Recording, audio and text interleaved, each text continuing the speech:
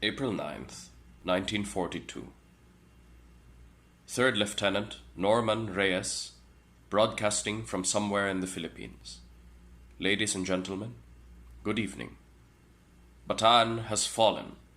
The Filipino American troops on this war-ravaged and blood-stained peninsula have yielded to the superior numbers and force of the enemy. With heads bloodied but unbowed, they have laid down their arms.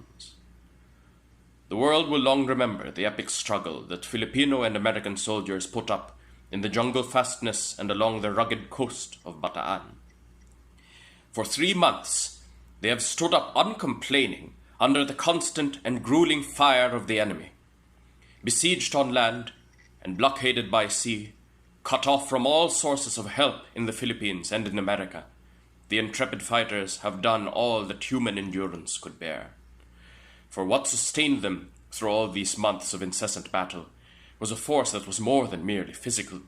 It was the force of an unconquerable faith, something in the heart and soul that physical hardship and adversity could not destroy.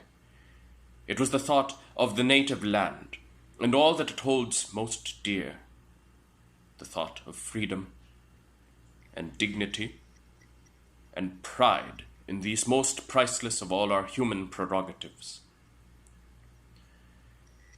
The adversary, in the pride of his power and triumph, will credit our troops with nothing less than the courage and fortitude that his own troops have shown in battle. Our men have fought a brave and bitterly contested struggle.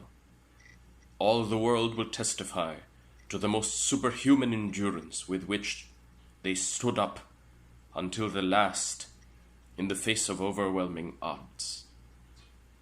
But the decision had to come.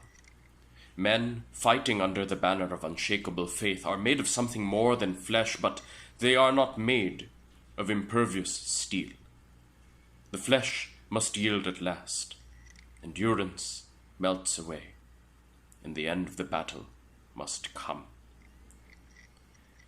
Bataan has fallen, but the spirit that made it stand, a beacon to all the liberty-loving peoples of the world, cannot fall.